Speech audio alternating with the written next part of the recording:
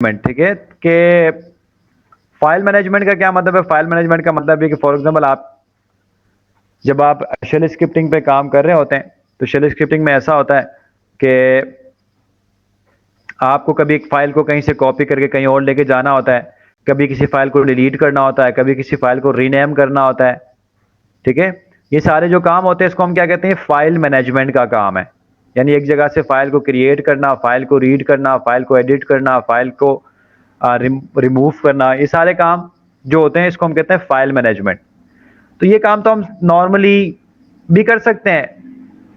जैसे आप यहां पर जाएंगे, इसके फाइल में जाके अगर किसी फाइल को डिलीट करना हो, किसी फाइल को कॉपी करना हो, तो आप राइट क्लिक करेंगे, इसको कॉपी कर सकते हैं, राइट क्लिक करेंगे, इसको मूव कर सकते हैं, कट कर सकते हैं, डिलीट कर सकते हैं, रीनेम कर सकते हैं, सारे काम कर सकते हैं। लेकिन हमारा मकसद है कि हम लोग सारे काम शेल स्क्रिप्टिंग से करें, क्योंकि जब हम लोग काम कर रहे होते हैं तो बहुत सारे ऐसे काम होते हैं कि हमें बार बार जीयूआई में जाना नहीं होता, हम सारा काम टर्मिनल के ऊपर ही कर रहे होते हैं। उसके लिए हमारे पास मल्टीपल कमांड्स होने चाहिए कि हम लोग फाइल्स को डिफरेंट जगहों पर कॉपी पेस्ट कर सकें। ठीक है, तो हम लोग यहां पर वन बाय वन देखेंगे कि अगर मुझे फाइल को कॉपी करनी है, फॉर एग्जांपल हमारे पास एक फाइल है फाइल 1 के नाम से, इसकी एक कॉपी मुझे बनानी है, तो मैं कौन सा कमांड यूज करूं। हमारे पास एक कमांड है सीपी का। आप लिखेंगे सीपी और किस फाइल की कॉपी बनानी है, फाइल का नाम यहां पे लिखेंगे फाइल2, और किस नाम से, फाइल1 है, सॉरी फाइल1 है, और किस नाम से इसको कॉपी करनी है, मैंने कहा फाइल2 के नाम से। यानी मैंने ये कहा कि भाई कॉपी करें किसको, फाइल1 को, किस नाम से, फाइल2 से। तो अब कहां पर क्रिएट होगा ये फाइल2 जिस लोकेशन पे मैं हूं उस वहीं पर होगा। तो मैं इस वक्त लोकेशन पे हूं, होम के लोकेशन पे, तो ये होम के लोकेशन पे ही एक फाइल की कॉपी बना देगा। ठीक है, इंटर करेंगे, कोई एरर नहीं आ रहा है। जब आप एलएस करेंगे, देखें आपके पास फाइल1 ऑलरेडी था, उसका एक कॉपी बना दिया फाइल2 के नाम से इस कमांड ने। ठीक है, इसको कहते हैं हम लोग रिलेटिव पाथ यूज करते हुए हमने क्या बनाया, एक फाइल की कॉपी बना दी। ठीक है, तो हम दो तरीकों से बनाते हैं। एक रिलेटिव पाथ होता है, अगर हम लोग यहां पर एग्जैक्ट पाथ नहीं देंगे तो जिस लोकेशन पे आप मौजूद होंगे उसी लोकेशन पे ये क्रिएट करेगा। हाँ, लेकिन कभी कभी ऐसा होता है कि मैं इस फाइल1 की कॉपी बनाना चाहता हूं डेस्कटॉप के अंदर, या इस फाइल1 की कॉपी बनाना चाहता हूं पब्लिक के अंदर, या म्यूजिक के अंदर, या वीडियोस के अंदर कहीं पर। तो अब ये लोकेशन पे नहीं है, तो अब आपको अब एब्सोल्यूट लोकेशन यूज करना पड़ेगा। रिलेटिव लोकेशन से यानी रिलेटिव पाथ से नहीं होगा काम, आपको एब्सोल्यूट पाथ देना होगा। ठीक है, फॉर एग्जांपल सीपी लिखा, ये जो फाइल1 है इसकी कॉपी बनानी है, लेकिन कहां बनानी है, डेस्कटॉप के ऊपर। तो यहां पर आपको कंप्लीट फाइल का नाम लिखना होगा, यानी उसकी डेस्टिनेशन लिखनी होगी, कंप्लीट लोकेशन लिखनी होगी, जिसको हम एब्सोल्यूट लोकेशन कहते हैं। तो हम लिखेंगे यहां पर डेस्कटॉप,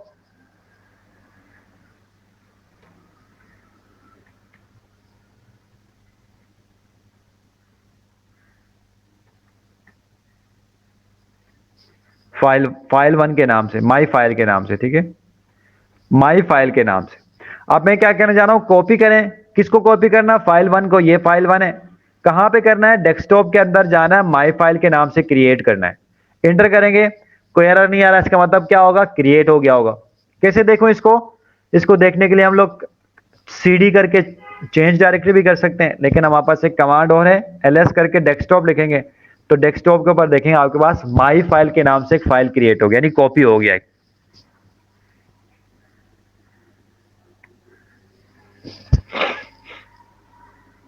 ठीक है, अब आप ये जो डेस्कटॉप के अंदर फाइल बना हुआ माई फाइल, इसकी कॉपी बनानी है अपने म्यूजिक के अंदर, तब भी आपको एब्सोल्यूट पाथ यूज करना पड़ेगा। यानी सीपी लिखेंगे, डेस्कटॉप में जाएं, यानी मैंने कहा डेस्कटॉप में जाएं, वहां ढूंढे माई फाइल को, और फिर म्यूजिक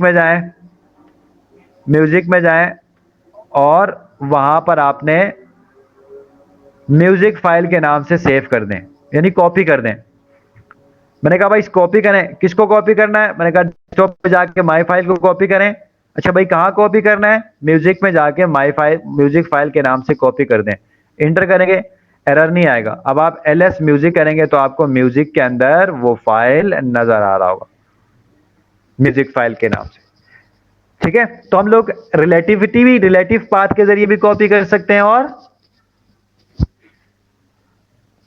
एब्सोल्यूट पाथ के थ्रू भी करते हैं। तो अपने शुरू शुरू में ये जो काम किया था हमने रिलेटिव पाथ के जरिए किया था, अब हम जो कर रहे हैं वो क्या है, एब्सोल्यूट पाथ यूज कर रहे हैं, एग्जैक्ट लोकेशन बता रहे हैं। ठीक है, सीपी यूज होता है किसके लिए, कॉपी करने के लिए,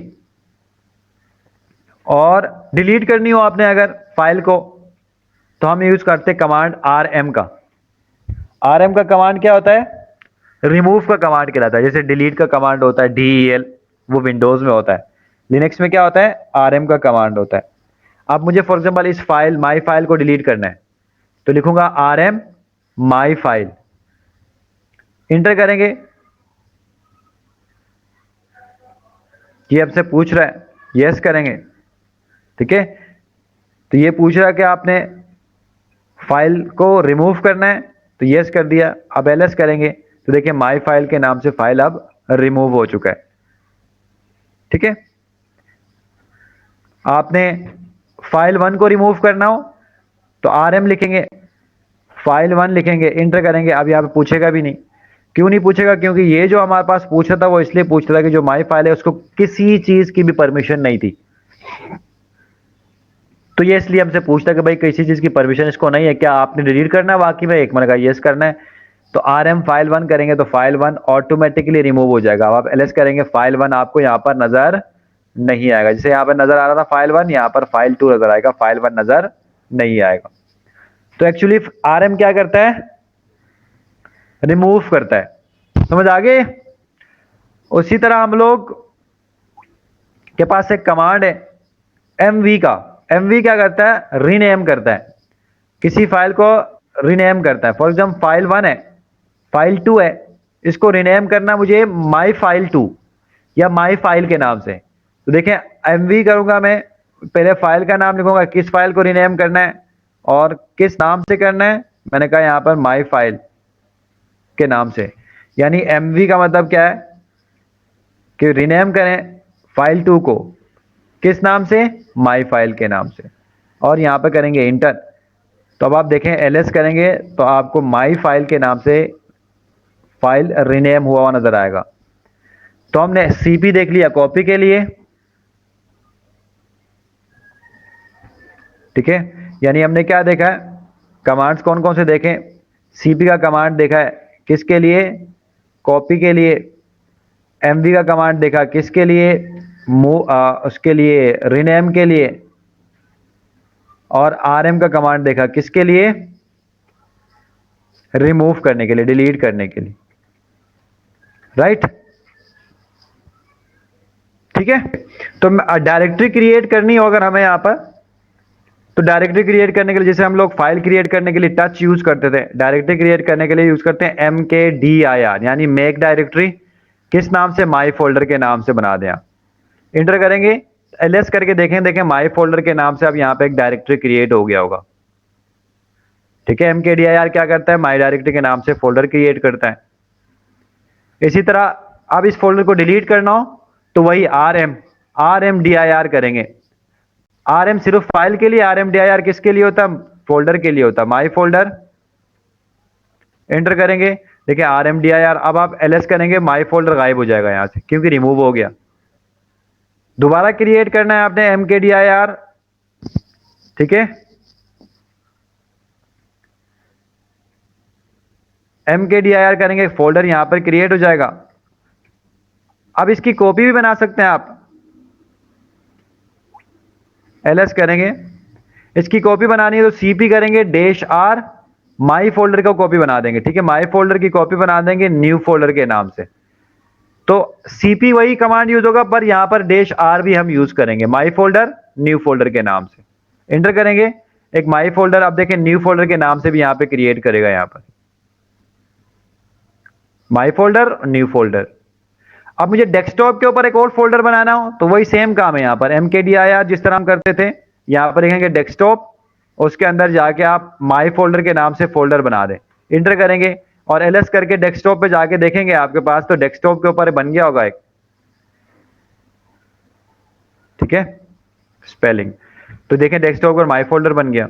तो इस तरह आप क्या कर सकते हैं, फोल्डर्स को भी मेंटेन कर सकते हैं, फोल्डर को भी मैनेज कर सकते हैं वन बाय वन करके। डायरेक्टरीज को भी आप इस तरह मैनेज कर सकते हैं, फाइल्स को भी इसी तरह मैनेज कर सकते हैं, और फोल्डर्स को भी इसी तरह मैनेज कर सकते हैं। ठीक है।